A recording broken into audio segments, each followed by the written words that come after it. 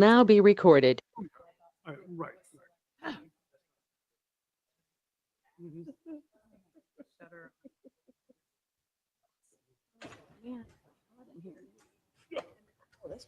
All right. I would like to call to order the Tuesday, August 1st, 2023 meeting of the Monmouth City Council and have our city recorder, Phyllis Bowman, call the roll, please. Counselor Belts, Here. Counselor Carey, Here. Counselor Lopez, Present. Counselor McKeel, Here. Counselor Oberst, Here. Counselor Salinas Oliveros, Here. Mayor Kuntz. I am present, and for the flag salute this evening, since Counselor Belts was not going to be with us, but here she is, I'll have her lead. Break wind. Get her to put her to work. Oh. I pledge allegiance to the flag of the United States of America and to the republic for which it stands, one nation under God, indivisible, with liberty and justice for all.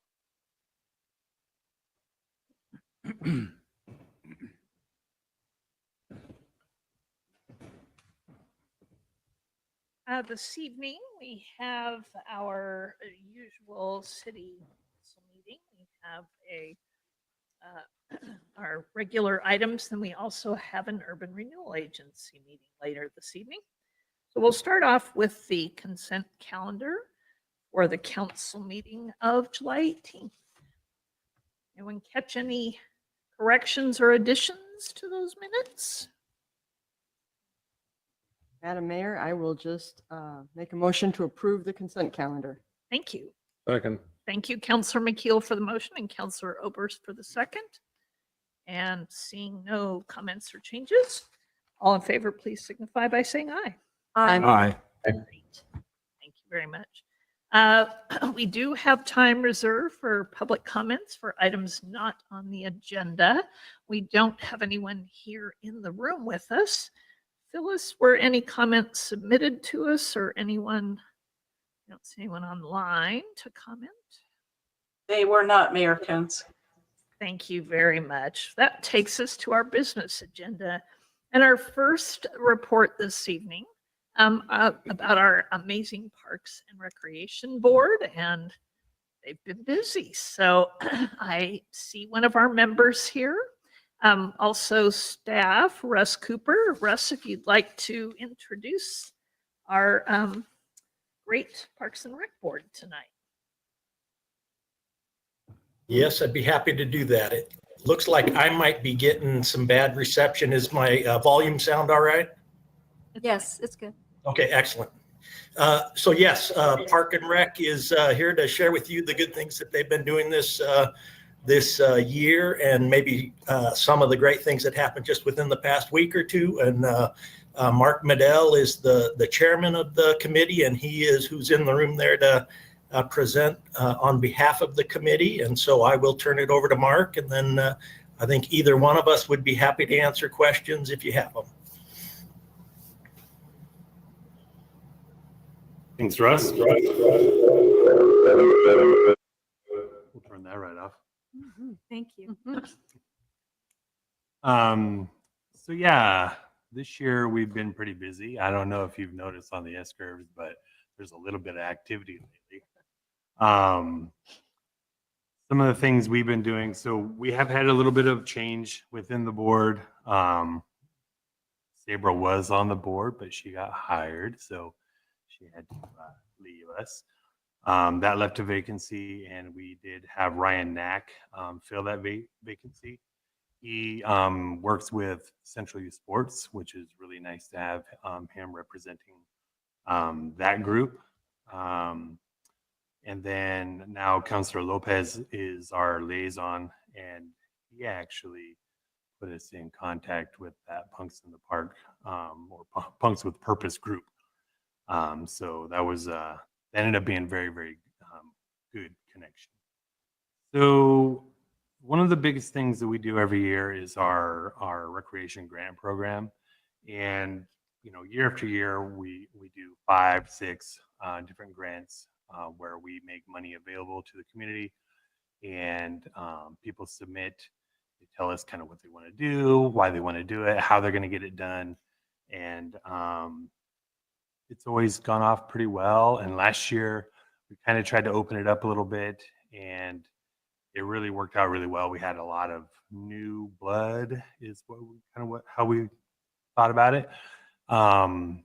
New activities that were just very different than what we had seen before. This year, however, it was very different. We only actually got one true applicant. And one of the things that a few things we were looking at was, we tweaked the application a lot, and we thought, well, maybe too much.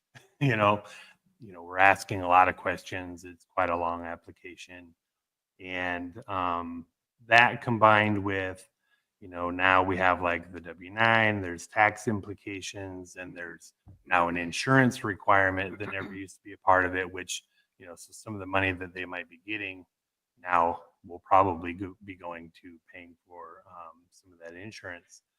And all of a sudden, when it was like huge in like interest last year, this year it was kind of gone. So it was really interesting. We did have some late sort of kind of applications. They weren't kind of complete. It was more just like, hey, what about us? Could we still apply? And at that point, we were so far beyond our normal deadline. We still had like 4 to give out. There happened to be 4 people asking, and we were just like, all right, let's do it. So we did award the grants, and they were all really good events, good causes. So we were happy with where they went, but it still left us with a lot of questions about what do we need to do about this program, because it was really successful and has been for a long time, and just all of a sudden, again, with some of those things we mentioned, seems to be some challenges with it. But we did have a young man who presented the Chess in the Park, and that was every Saturday, and it just concluded here July 22nd. We had the Peacock Festival on May 20th. YMCA had their youth track and field, I believe, just on the 28th of this last month. Ash Creek, of course, is doing their art in the park in conjunction with music in the park. And just before the park grand opening, we had a bicycle rodeo on the 21st. So all really good events, reached a lot of the demographics that we're looking for, different age groups, citizens, all around town in the parks. So we got what we wanted. It just kind of happened in a different way than we were expecting. I mentioned the skate park. Obviously, that was a huge project. We thought it was going to be much more long term, and then all of a sudden, we got a lot of money, and we were able to get that done a lot quicker. Started, with very grassroots movement, and a lot of volunteers, a lot of work, and then obviously the big influx of money getting it done. The skate park itself was actually finished on June 12th, and the grand opening was just held on July 22nd. We did partner with that group, Punks in the Park. They had kind of a mini version of what they're hoping to do every year, which is what they're doing in Salem, a youth outreach event. I think they want to do that. They want to do it at the skate park, and they want to do it kind of on the anniversary every year. So they're looking bigger and better next year. But in 3 weeks, we slapped one together, and we got just short of about 400 people to attend. So they thought it was a huge success. It was a lot of fun. I got a little bit of a sunburn, as I'm sure a lot of people did. It was a really, really nice day. The very next day, there was actually a scooter trick competition. If anyone caught that, it was pretty fun to watch that as well. So I noted yesterday when I was driving into work, about 8 o'clock, I was really surprised. There was no one there. And it's the first time I've seen it in a long time. I was like, what? It's a little chilly. Most of the time there's at least one or two people there. Usually those early mornings is like when the really serious rider is there before all the kids get there. But usually there's 40 to 50 people there. So it's definitely getting a lot of use. Definitely a good investment for the community. Obviously with that, that's part of a greater project, the Monmouth Recreation Park Phase 1 improvement project. That's going to include sidewalks and boardwalks and pickleball and I believe also a bocce ball and some playground and a lot of different things there, resurfacing of the tennis courts, a lot of things in that area that is a park that most people don't even realize. So obviously a need for that to get revitalized. Some of our park goals, I mean, we've been kind of tossing this back and forth a lot, mulling things over. Still kind of need to formalize it, but one of the bigger goals that we have outside of just the main master parks plan is really just to increase our outreach and exposure. We really want people to know that we exist, and we want to make sure that they understand that we do have really great parks and that are available for use. We want to increase community involvement in park events and projects. So trying to reach them through social media, different avenues of, a little bit more utilized media. Maybe working with a particular communications officer who's somewhere around. Might be somewhere down the line. Some of the things we're working on here, we're kind of out of session right now for the summer, but as we reconvene, I know actually in this month coming up, we're looking to do our large parks tour. We alternate that off 1 year after the other, large park, small park, where we just go through and look and figure out if there's some big needs that we need to do, some corrections, some fixes, and just kind of a lot of eyes, make some notes, submit that to Russ and his team, and they can start prioritizing getting those projects done. And then I know we're also looking at naming another park. We've got that development on Riddle Road. I understand that project's a little bit stalled, so it might take a little bit to get to that, but we are trying to figure out how to develop really good guidelines for how we name parks moving forward. We've had things like benches and things like that, but we're trying to have a really good formal process for doing those things. That's what I have prepared. Do you have any questions that I might be able to answer or defer to Russ? Thanks, Mark. I'm sure. Councilor Lopez, do you have any comments? I know you have to leave us early this evening. I'll be very brief in my comments. I'm just really proud and impressed about what the Parks Board has achieved. Really fantastic group of folks, and want to just really highlight how the vitality of our parks intersects with the livability and how beautiful and wonderful our town is.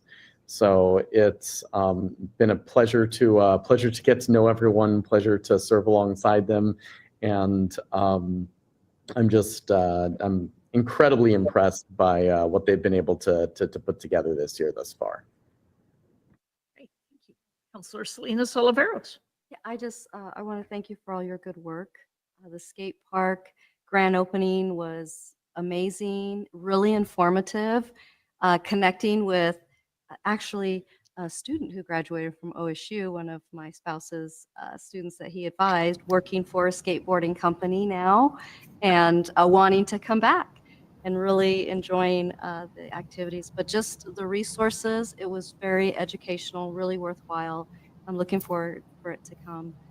The park activities have been amazing. And just so you know that the chess in the park, and Aaron Hayes is texting friends and saying, "Come out." And so, and it's, even if they're not playing chess, they are hanging out and watching and learning. So it's really great. So they are communicating and getting the word out. So, but thank you so much for the work that you do. Appreciate it. Hamburgers are good too. Counselor Belts. I just wanted to make a comment about the bike rodeo. Linda Bersani did such an amazing job at the bike rodeo. And so I was able to help for an hour or two out there, and they had about 25 kids. And for a first time event, it was great. They had lots of community support. Lots of folks came by, lots of local businesses, bike shops, et cetera. So that is definitely something I hope that you'll continue to do in the future. It was great. Yeah, those are the kinds of activities that we're really looking for. Yes, Counselor Oberst. Every time I've seen somebody on a skateboard or scooter over there and I've had an opportunity, I've said, "How do you like it?" And they've all been really, really enthusiastic. So I just wanted to pass that on to you all, that it's well appreciated.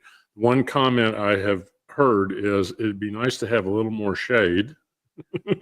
And as liaison to the tree board, I thought it might be worth those two, your outfit and the folks I work with, getting together and seeing if this fall we might have a second tree planting this year and get some trees in. So just thought I'd pass that along. I kind of thought about that when we were there that day, and I was like, I know we took the trees out, but there's a lot of trees out. We need to put some trees back. Yeah. Really hot there, obviously. Yep. Yeah, the response has been really, really positive. I actually followed Dreamland. I followed, the skateboard or the skate park page and a few other things, and just by following them, I see people tagging either Dreamland or the park, and so you just see so many videos and things come up, and Right. There's some really good skaters out there using that park. So Tony Hawk next year. Maybe. And then I wanted to pass on, and I've passed this to Russ already. I've seen a couple articles go by about pickleball being really irritating sonically to neighbors. I saw that as well. Yeah, so going into developing a pickleball court, we need to be aware of that. That we have some folks that back up to that, and it's apparently about the same frequency as the backup horn on a dump truck, so it cuts through everything. Yeah. So just know that that's a thing. Yes, Counselor Carey. I'll be interested, and maybe there'll be an interim report when you sort of do the debrief on your recreation grants. You ended up, it all came out great. The chess in the park's awesome. That seems to be really nice. The bike rodeo, of course, and then all the others. But I wonder why we've, just as you are, I'm wondering why the others didn't continue, or maybe it had run its course. I don't know. But that's a great way for people to, try out ideas, and especially things that, chess and in the park in particular, of course, the track meet. Well, actually, all four of those. Those are really sort of, in the broadest sense, a sporting activity. It's youthful, it's enjoyable, it's fun. And, the degree that we can emphasize the recreation end of this, we've got the physical parks, which are good and providing a good service, but there might be, the opportunities might be in the recreation side of things.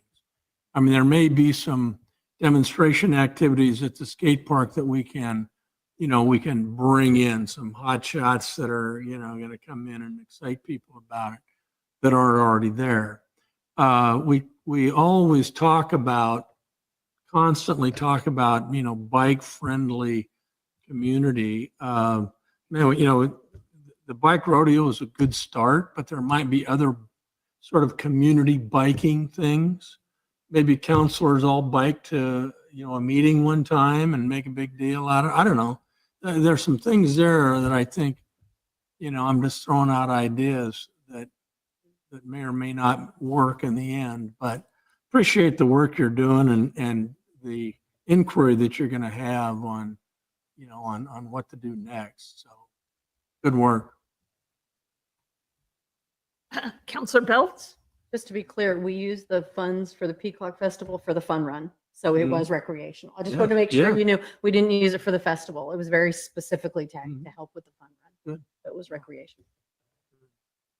Russ, did you have a comment about trees? I saw maybe you were looking like you had something to add there. Oh, yeah, thank you. I was just kind of taking notes here as Mark was presenting, as well as the questions afterwards. And yeah, we are having a difficult time finding a vendor that sells 30-year-old trees. So they may be a few years out, but yes, trees are certainly a part of the bigger plan for that park and locations. One of the other activities that the board will be taking on, it'll be a big lift with staff, but also the board, is we're going to review our park reservation process and kind of revamp it and make it so that it has some cost recovery, but still allows the parks to be available and reservable for folks. So that'll be an effort they're looking at. We've got a request for painting Madrona Park's basketball court as a full-size basketball court. So that'll be one of the first agenda items that they pick up when they come back. And pickleball is an interesting one. I'm certainly aware of the issues that Councilor Oberst has brought up, and we're already kind of looking at it would be a slight modification of our parks master plan, but we're looking at the location of where the old skate park is and trying to repurpose that concrete slab. We'd have to add on to it a little bit, but that may be a location that we can get dual courts in there and it not be, it would not be in a residential neighborhood. It would be out on our commercial front. It may not be the ideal place, but it certainly helps to mitigate the issues of sound and the impact that sound is going to have on the adjacent neighbors. So that we're at least exploring that idea, and that'll be something that the Parks Board will get to explore as well.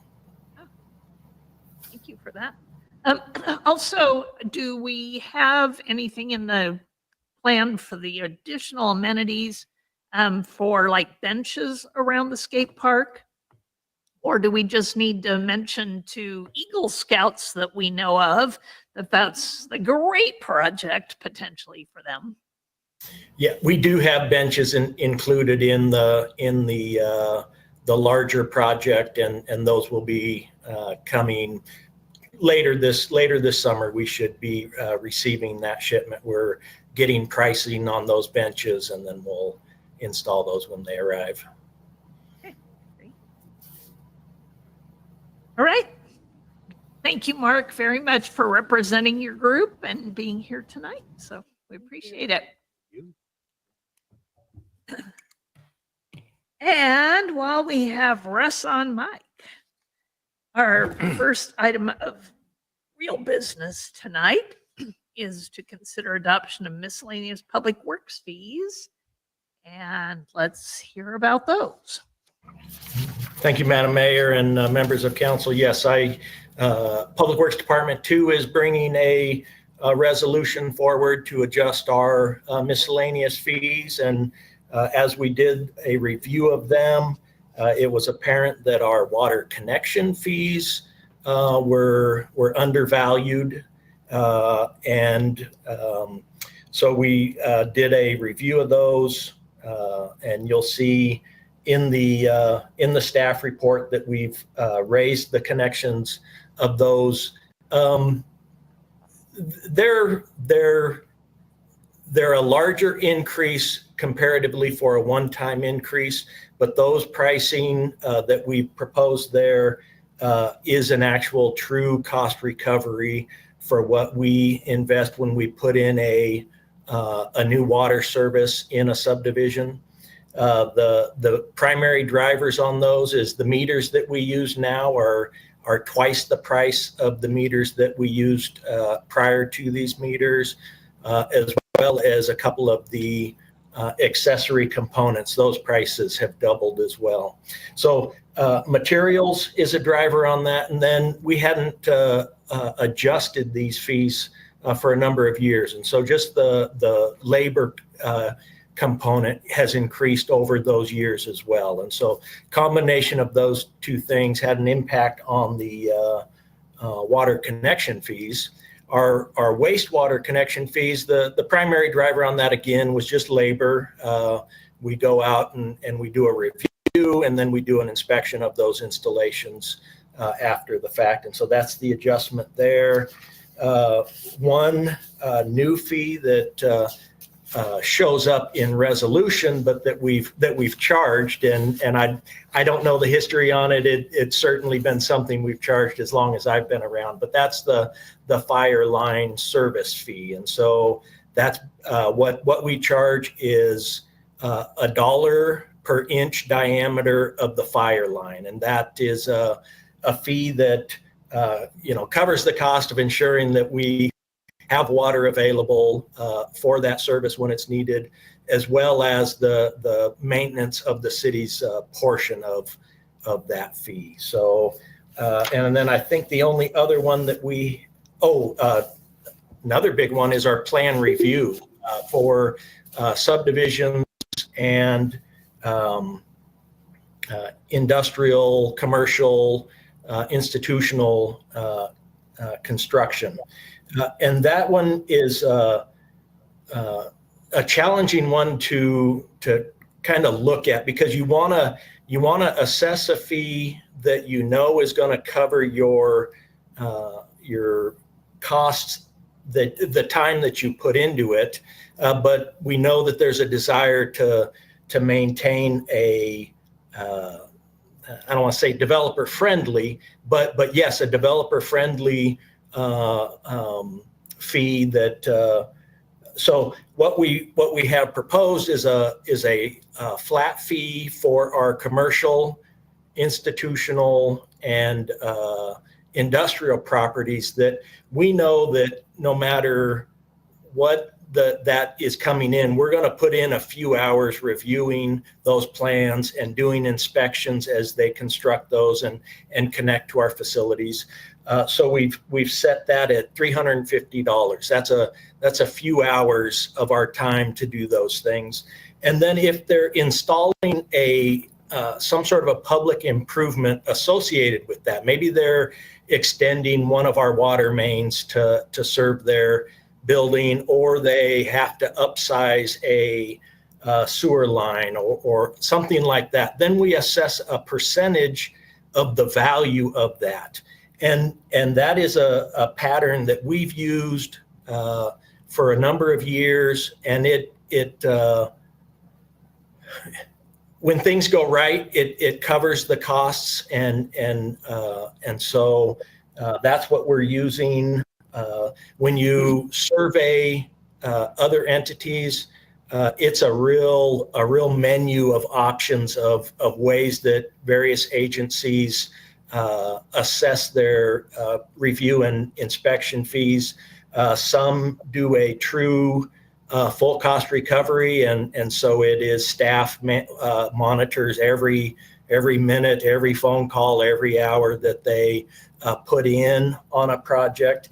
And sometimes it impacts the developer quite a bit, because it's dependent upon the consultant that they hire to represent them with the city. And so sometimes those fees, when folks have that kind of a fee structure, the cost of development can get pretty spendy just through the plan review process. So we think this is a fair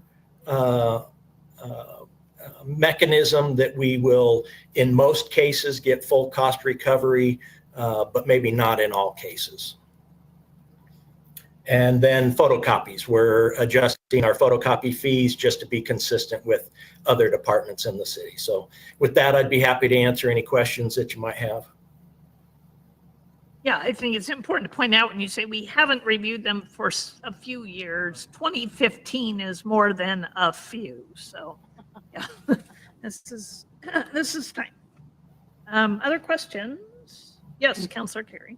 One of the things, and it's just a clarification for me, I was sort of struck by the significantly higher cost of installing a 1-inch service, just installing the meter only, setting the meter only, compared to the 3/4 inch service. Is the actual meter that much? And then I noticed that you've got no increase in the temporary construction water meter. You're setting a meter there as well.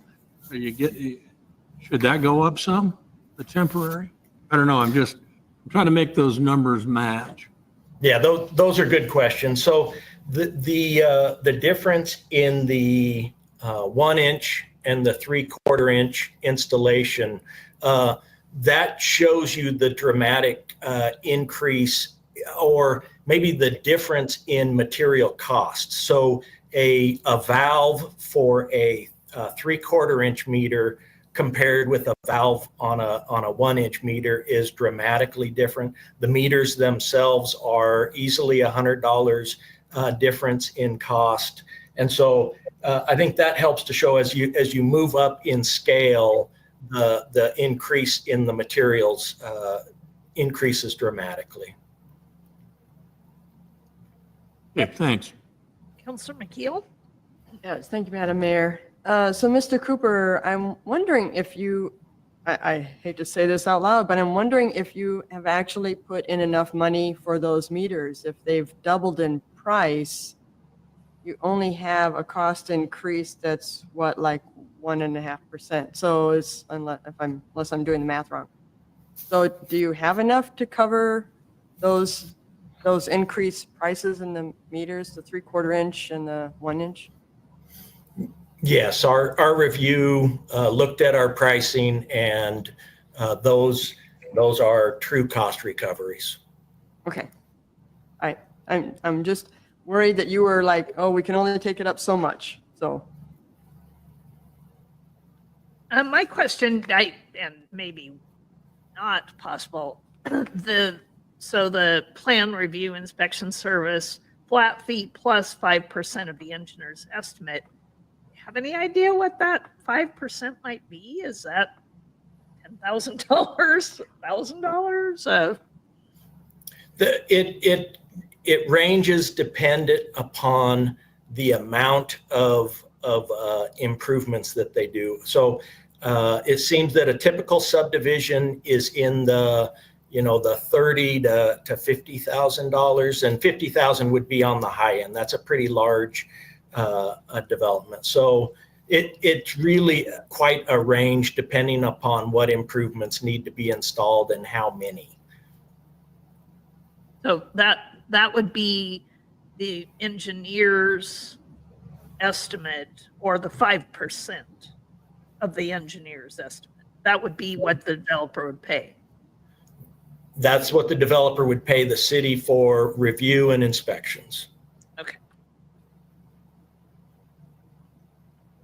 Thanks. All right. And as we need to sort of remember this as we work towards affordable housing.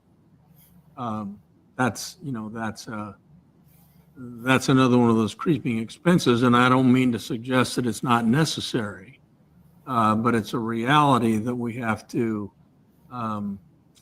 be cognizant of as we search for the elusive affordable housing. Yeah, we certainly took that into account when we looked at this model. That's, we wanted to try to establish something that,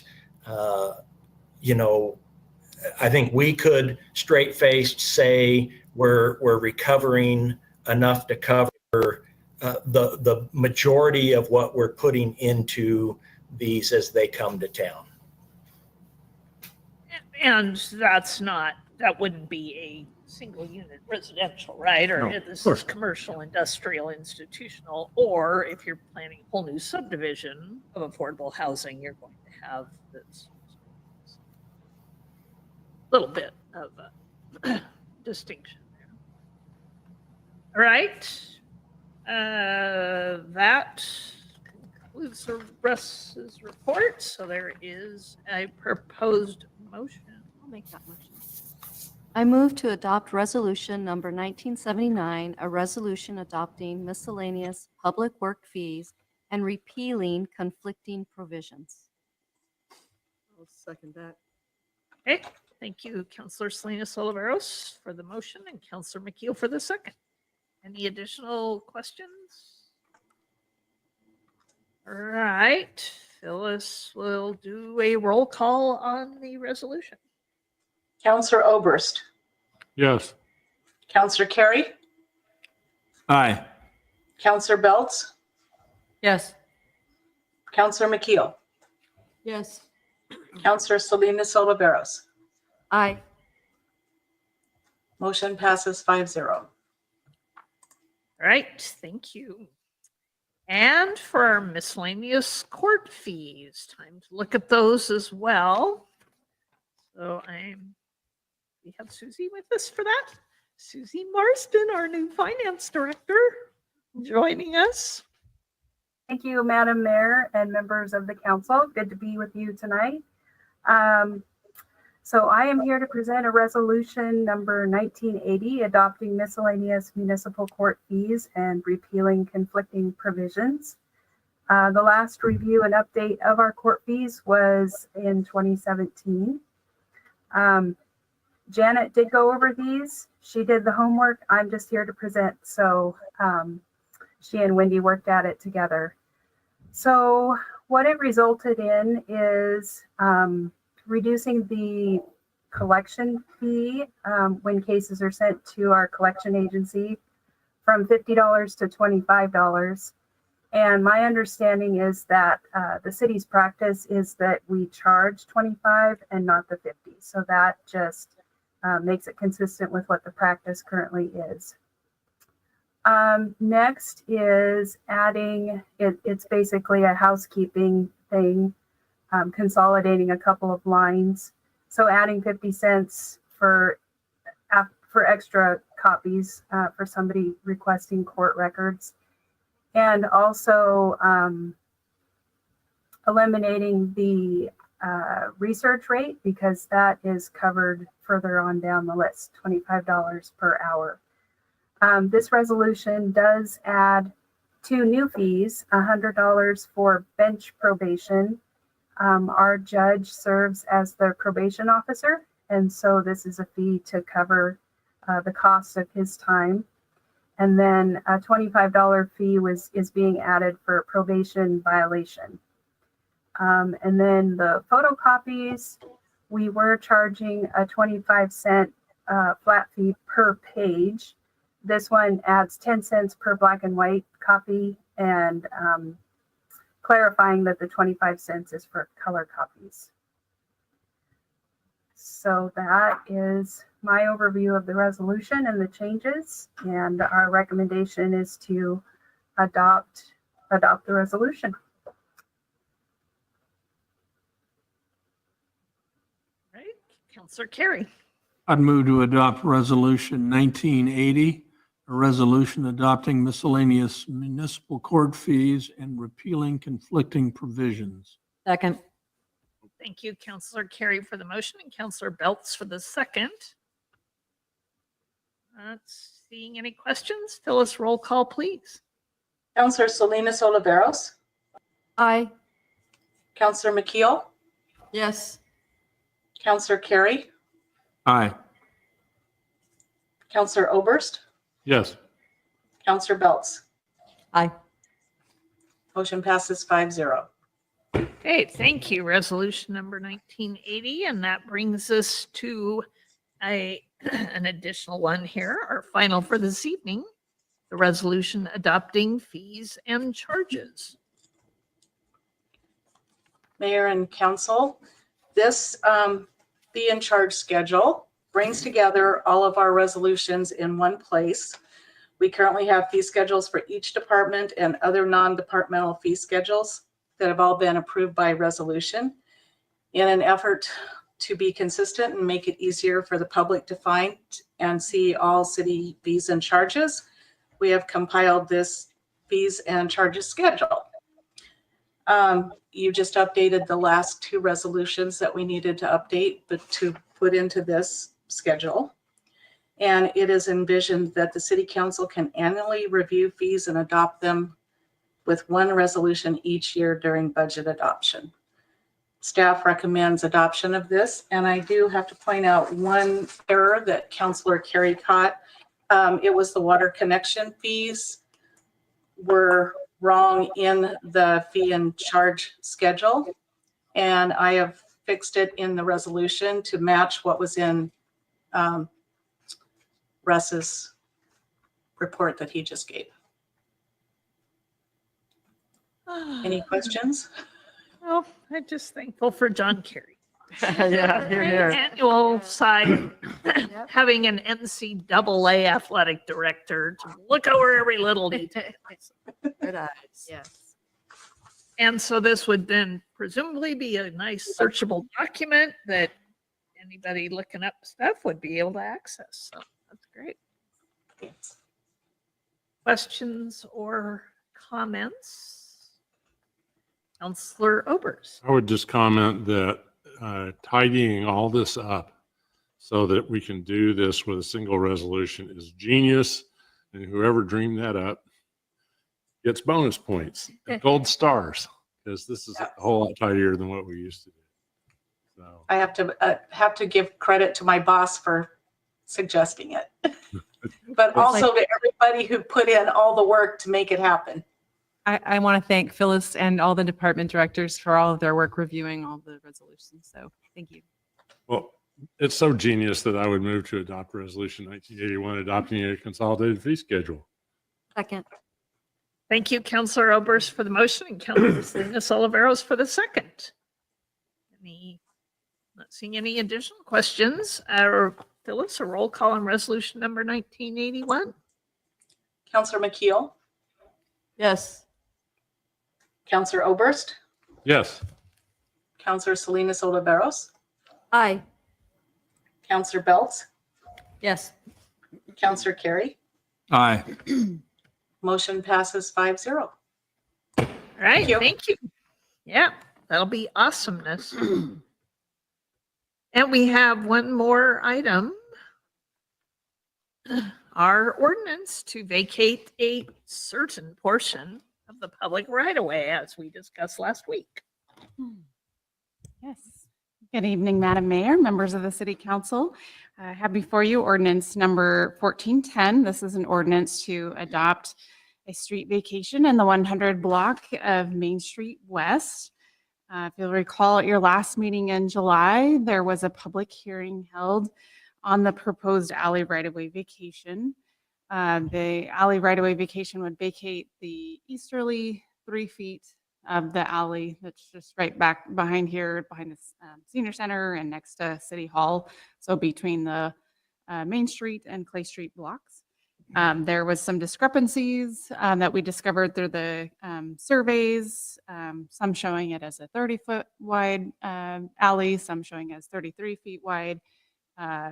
So we're trying to correct that and make it 30 feet, and that will allow the City Hall employee access on the west side of the building to exit out onto a public way. So a little bit of cleanup there. Still provides the adequate width needed and doesn't impinge on any needed right of way for utility easement. So there was no objection to the alley vacation at the public hearing. The close of that, the council did direct staff to prepare this ordinance to bring back to you. We have included an emergency clause in there to make it effective immediately. So the proposed motion includes adopting that and doing the first and second reading to make that effective immediately. And then once that's adopted, staff will then make sure that gets recorded at the county and our records updated accordingly. So there will not be that discrepancy in the future. So I'm happy to answer any questions you might have about that. I have one. We've done 3 or 4 of these over the last few years. By vacating, who's gaining land and who's losing land? Yeah, it depends on how the alley or how the vacation is done. Typically, if you're vacating the whole width of the right of way, half attaches equally down the middle to each adjoining property owner. Okay. In this case, since we're only proposing to vacate 3 feet on one side of the alley, then that 3 feet would just attach to the adjacent property owner, which in this case is the city. Which is the city in this case. Right. The city hall property abuts it on the east side. So are we gaining more land?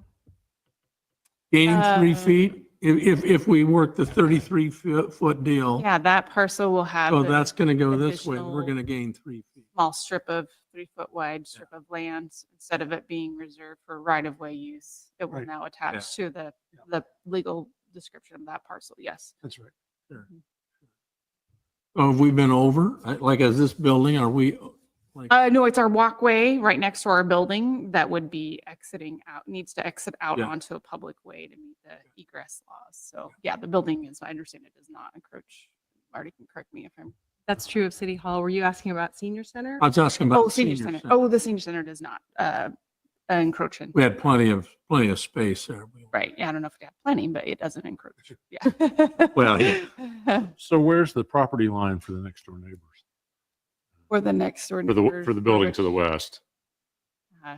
Be the edge of the alley. So Ruthie and Graham, Yeah. So that, again, that's not the portion of the alley that we're vacating here. We did have a public works staff person that went out and actually found a pin there, and it's been marked.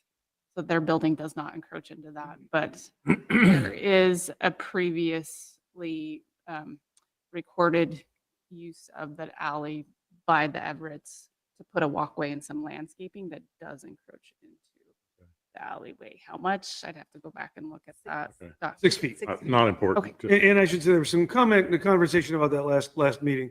That is what's called a license agreement. The city has granted permission. It's a revocable license. So if ever the city needed to reclaim that for alleyway purposes, for public right of way, Right. the city could revoke that encroachment.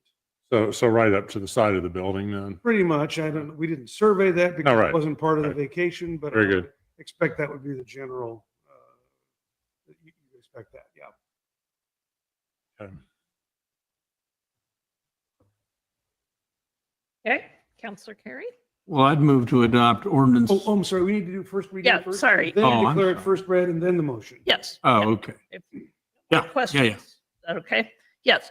So I would like to do a first reading of ordinance number 1410, an ordinance vacating a certain portion of the public right-of-way identified as the alleyway located in the 100 block of Main Street West, lying west of tax lot 3400, and declaring an emergency.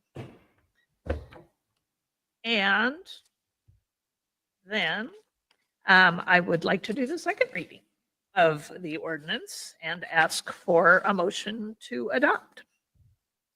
Okay. If I'm in order. You are. And Lane will tell me if I'm not. Nope, you're good. I move to adopt ordinance number 1410, an ordinance vacating a certain portion of the public right-of-way identified as the alleyway located in the 100 block of Main Street West, lying west of tax lot 3400, and declaring an emergency. Second. Thank you for the motion, Counselor Carey, and the second, Counselor Oberst. Any additional questions? I'd just like to suggest, based on what we heard at the hearing, that as we put asphalt down behind the new city hall, a speed bump in the alleyway might be in order. We heard people are blowing through there now, so in both directions. People take that under advisement. All right, roll call, please, Phyllis. Counselor Salinas Oliveros, Aye. Counselor Belts, Yes. Counselor Oberst, Yes. Counselor McKeel, Yes. Counselor Carey. Aye. Motion passes 5-0. All right, thank you. We will declare an emergency, get that into effect right away. And that takes us to the end of the business portion of our regular meeting. So at this point, we hear a little bit about other things maybe going on in the community. I don't have much of a mayor's report. Y'all were with me at the skate park. We were able to cut the ribbon on the new YMCA facility, which for the first time in its existence in our Monmouth Independence community sort of has its own building with actual air conditioning and real restrooms and even space for a desk or two for all of the staff they have working there. So it's a great opportunity. Suggest you go out and see that on the corner of Gwynn and Eccles. Really great opportunity to increase services, not only to more youth in our community, but also to adults. And they have some specials going on this month if you'd like to join the Y, and suggest you go out and take a look at that. So that is the main thing. We've gotten some interesting emails, I guess. Marty and I, Marty got an email from someone who is with the governor's office and wants to talk about what are our strategies and what do we need from the state to produce affordable housing. So some great communication and stuff going on there. That's pretty exciting. So that's really all I have at the moment, which takes us to reports of council representatives of boards and commissions. I missed the MyNet board meeting because I was at a conference in Bend, and I got to tell you, both the conference facility and the Airbnb where I stayed, which was 2 blocks north of downtown Bend, I had the crappiest internet in the world, and I could not get on to the MyNet meeting. So I'm just going to say right there that Ben needs us. Boy, that was rough. It was rough. So I don't have anything other boards and commission meetings to report on. Yes. Planning Commission meets tomorrow night. There's a design review discussion regarding a food cart pod down in the old Rogers Automotive. There's a sign up soliciting carts that come in, and they're not quite ready for it yet, but it's a nice layout. It would be a nice deal. And one of the things that'll be interesting to see what the discussion does is whether there's, because there's 2 ways on and off of that property. And, there may be, I think they're talking about having 1 way in and 1 way out. We've got the change in that Madrona and 99 intersection that might complicate that a little bit, but I'm sure that there's a plan for that. But anyway, exciting idea. That corner's going to have something on it other than rusting cars that it had for so many years. So hopefully that'll all work well. Great, thank you. Other reports? We had a 5th weekend here, so it's kind of a weird month for us. We did have some appointments that have been shared by our city recorder. And so I have a couple of things to ask your indulgence on this evening.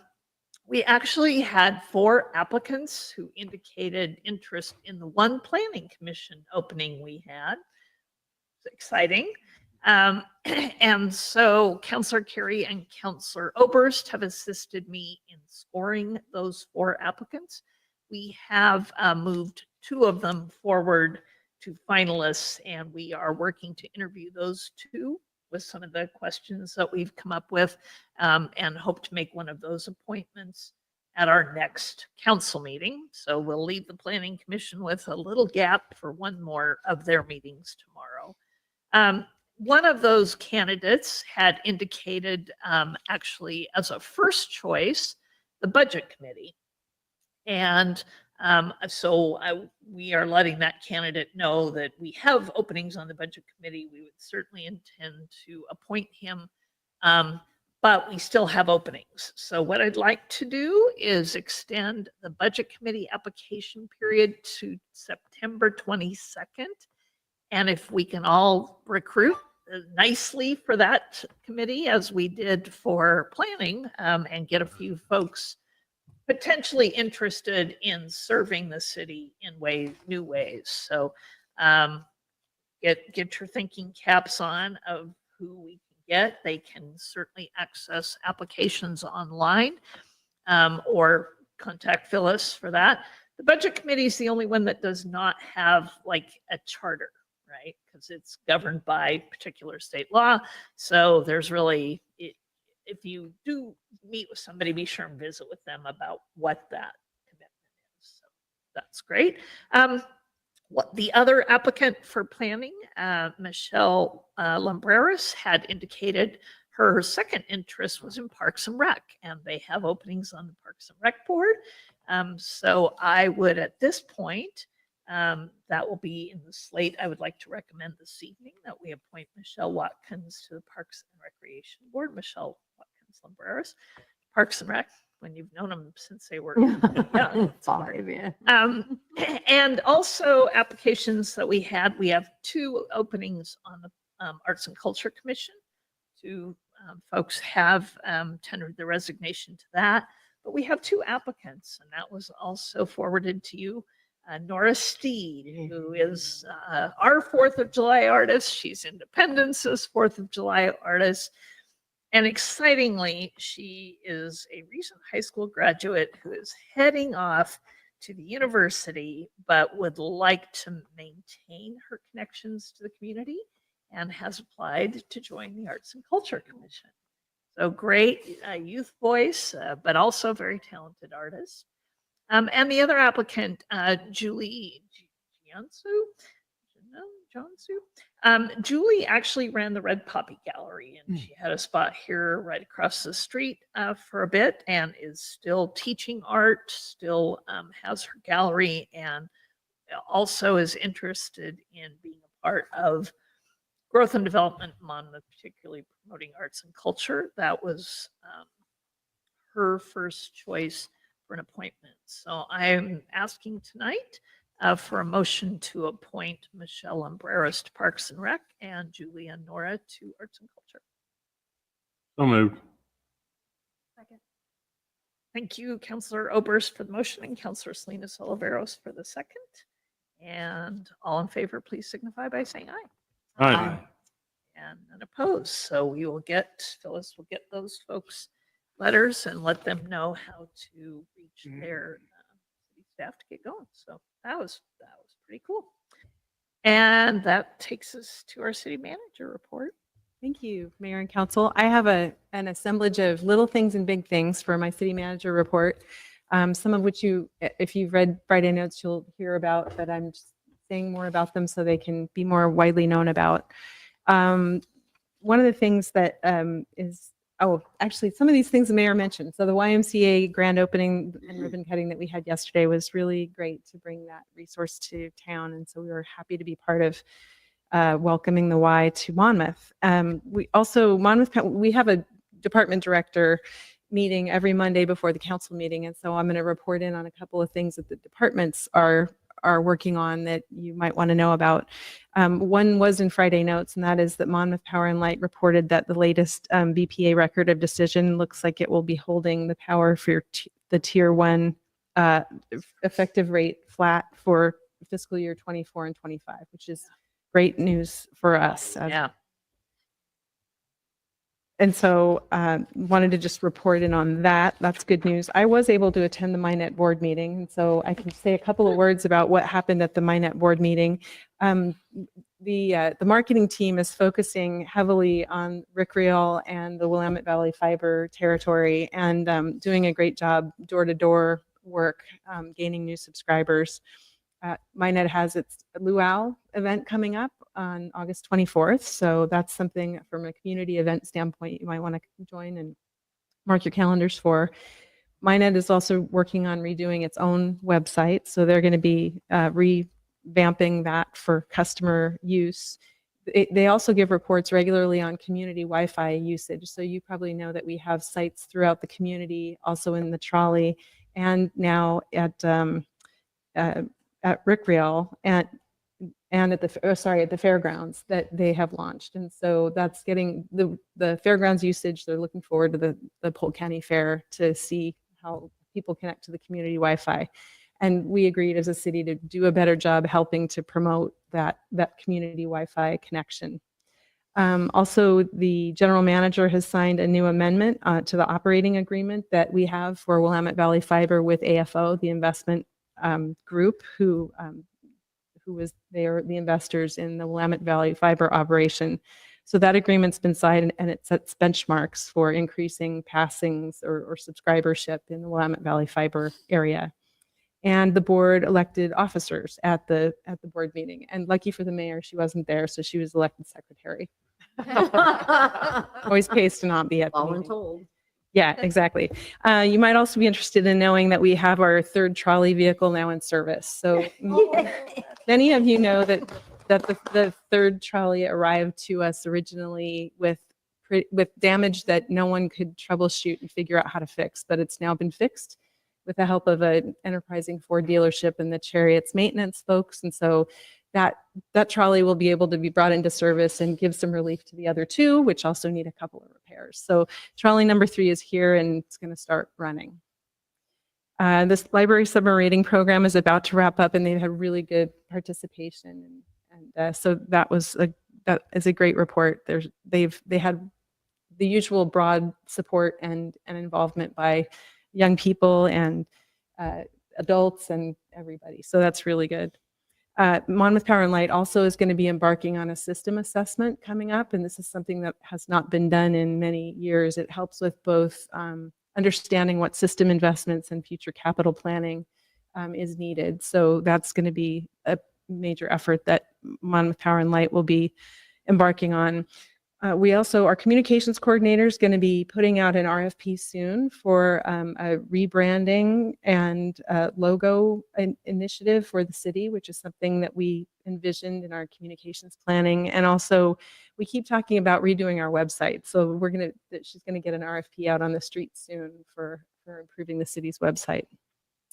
And then finally, this art exhibit behind me called With These Hands is going to be part of an exhibit at the Polk County Fair at August 9th through 12th. So our senior center director reports that this exhibit is going to be part of an exhibit space at the Polk County Fair. So that's great news. I think that's all I've got.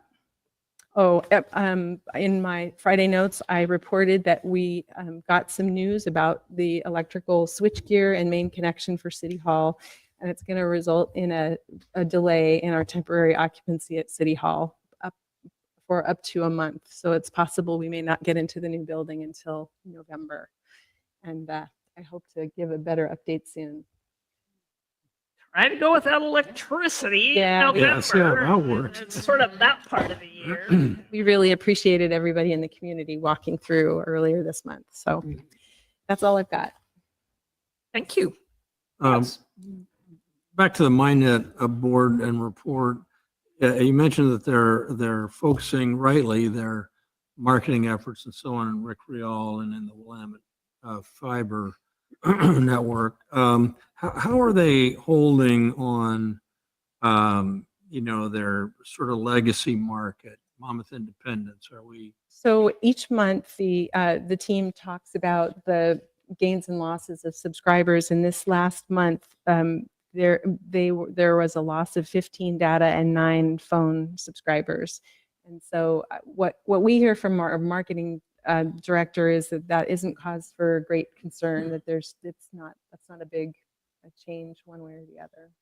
Yeah, there's things that fluctuate, Right. move outs, not the, I mean, Right. all kinds of things.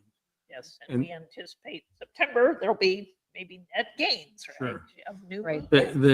They used to track, they would try to identify why people were leaving Yes. and to see whether there's anything that we could do differently. And, True. We're still getting those reports as a board. Yeah. And not hearing anything significant either in terms of it fluctuating or whether there are major reasons why. I mean, with the change in Easy Video and some of the other changes in service, those were a lot more significant. And we're not hearing service reasons for changes in subscribership. Thank you.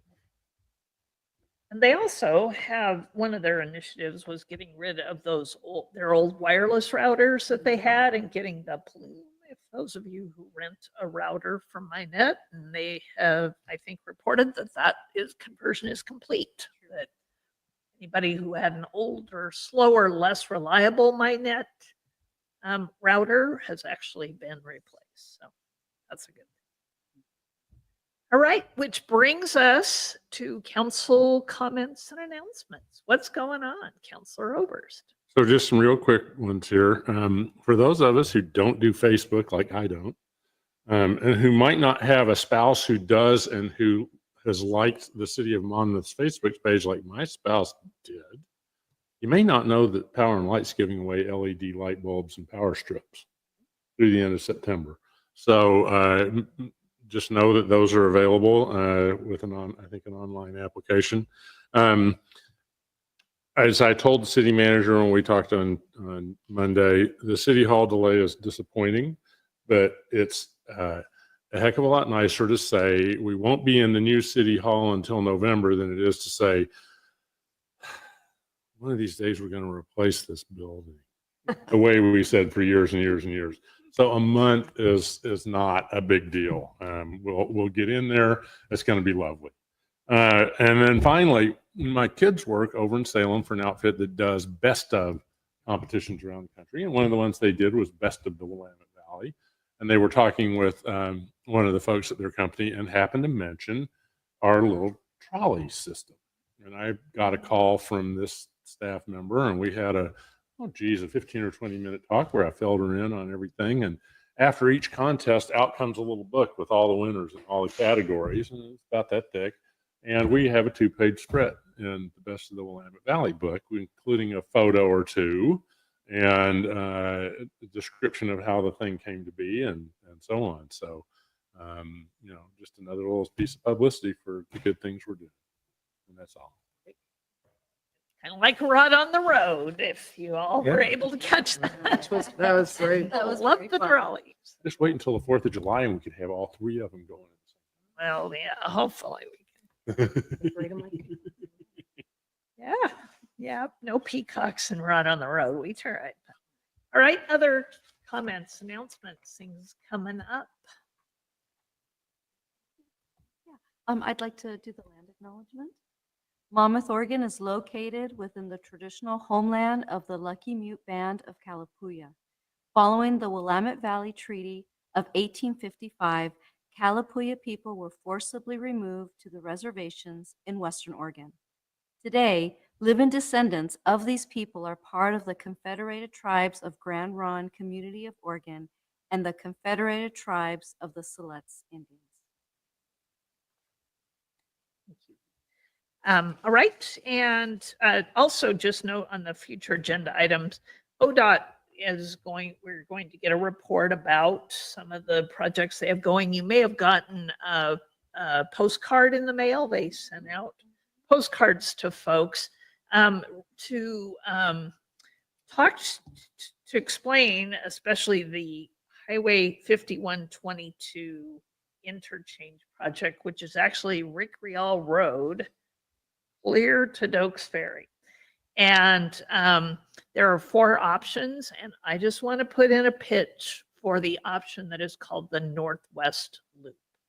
That option, really talking to folks in that area and to our county commissioners who've been working on this for a long time, probably would be the easiest route to acquire and the cheapest to build, actually. So if you haven't gone on, there's a QR code, there's website to go in and vote. Take a close look at the Northwest Loop option.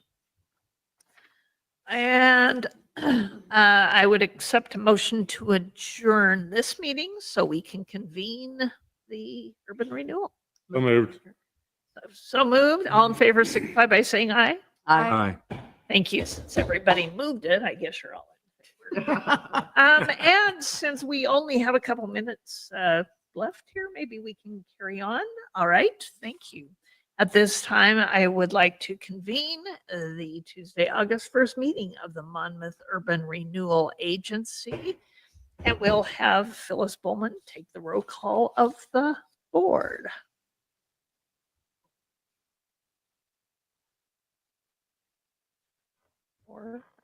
I'm here. I just misplaced my roll call sheet. Okay, That was memorized. Ms. Belts, Here. Mr. Carey, Here. Ms. McKeel, Here. Mr. Oberst, Here. Ms. Salinas Oliveros, Here. Ms. Kuntz, I am present. and Mr. Lopez is excused. We have time set aside for citizen comments. We don't have anyone in the room to make comment, and I don't believe we have had any submitted. So we'll move on to the consent calendar, and we last met on June 6th. So those minutes were also included in your packet. Any additions or corrections to note to those? I move approval. Thank Second. you, Mr. Carey. And thank you, Mr. Oberst, for the second. All in favor, please signify by saying aye. Aye. All right, great. Thank you. We have one item of business this evening, and Suzanne Duffner, Community and Development, Community, oh, what's your name? Please. Okay, thanks. Yes, I'm here to present the staff report for an urban renewal design grant request. This is for the Montessori School expansion project. So you may recall the Urban Renewal Agency received a grant request not long ago for the General Grant Assistance Program for $15,000 to assist with this project. It's valued at $400,000 to expand the existing school that'll allow them to offer additional grade levels at the school and improve some of their facilities on site. So one of the unanticipated expenses that came out during the development process was just the cost related to the stormwater management on site. There have been historically some ponding, localized flooding with the parking area. The property sits kind of downhill there. So the applicant, with the additional impervious surface that's created, wanted to make sure that they're meeting their floodwater, or excuse me, their stormwater runoff, their drainage is drained properly. So they are needing to retain the services of a licensed engineer that will be able to look at the stormwater facilities on site versus the new impervious surface, and then propose a plan for how to connect to the storm drain system, whether that be the city system or the ODOT system. There's two different storm systems there. So getting some expert advice to be able to do that right. And that comes with an added expense. So as it's estimated at this point at $10,000 for the total project cost. Applicants proposing up to a $5,000 grant award for a 50-50 match. Now, if they don't reach that full $5,000, then of course we would only reimburse them for half of the expenses. So just wanted to build that in because the initial cost estimate proposal from the engineer is just kind of look at the existing conditions and come up with a plan. So they anticipate additional cost above that 3,700, I believe it was, that was written into the initial estimate that was attached from the engineering firm LEI. So Staff is recommending approval and finds, similar to the general assistance grant request, that this is, project is consistent with goals in our urban renewal plan to increase business activity and employment opportunities in this area of the East Downtown, or the East Main Street district of the urban renewal area. I've gone over kind of the high points. There's a copy of the grant application, and the LEI Engineering is a reputable engineering firm that has done work in Monmouth in the past, and is one that city staff has found that they can do good work in our area as well. So with that, I'd be happy to answer any questions you might have about the project. I also have the property owner and Montessori school director, Juliet Sloan, is with us here this evening as well. Ms. McKeel. Thank you, Madam Mayor. So Ms. Duffner, is it normal that a second application would come in? Is this good protocol of, because one there has already been a grant awarded, Right. and Yeah. so this would be a second one. And Right. how does that fit? Yeah. Yeah. Yeah. So initially, Ms. Sloan was looking to take advantage of the design grant program process earlier on. She had to get going on the architectural side of things, and so she kind of missed that window and went for the general grant assistance for the actual construction project cost. So I think it was anticipated early on that there were going to be some planning and design expenses. So it's probably a little more atypical that it came after the general grant assistance request, but we have awarded properties multiple grants from different pots.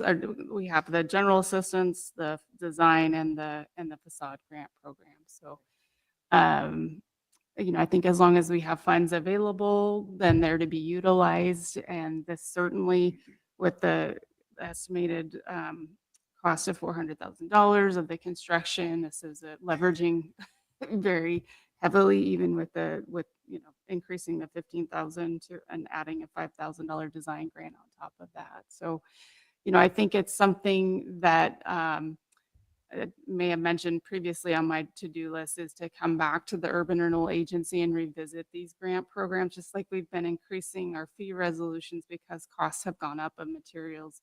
We haven't done that for these grant programs, and the costs are much higher, as we know, for materials than they were when we initially developed these grant programs 8 to 10 years ago. So I do anticipate that'll be coming, and that may help alleviate projects coming in a little bit more piecemeal, or grants like this. But yeah, so sorry, it was kind of a long-winded answer to that question. But yeah, we have had projects. But it answered my question perfectly. Okay. Thanks. Am I right? The usually design assistance is not for pipes underground, but this is a real need and it's a real design. And so it fully fits with my Yeah, understanding. I mean, I think for the facade application, we think of it more as architectural, looking Right. at different designs, but it does say planning and engineering in the All right. design I mean, I guide, so see this as totally yeah, qualified. I just you don't also feel like think it's, of it, you see it, yeah, as visually. I don't remember one like this. Yeah. So yeah, it's got to get done. I know when my son went to school at that school, Ramia, many years ago, that the backyard was a puddle in the wintertime because the highway is above the grade of the lot. Right. Which I'm sure when the house was built, original structure was built, the roadway was not above the grade of the lot. Yeah, conditions have kind of. And ODOT raised the grade and improved that highway at some point. And I think it's probably a problem for all those folks along Yeah. there. Wouldn't surprise me. Especially with the walkway. And stormwater improvements for new facilities is an issue, even potentially in a neighboring city. And that actually, I think we heard was a potential area of discussion with the state. Like, how do we assist people in developing when Right. they have these stormwater requirements? Yep. And they are expensive projects to undertake. So $10,000 is just the engineering, right? That's not even the added cost.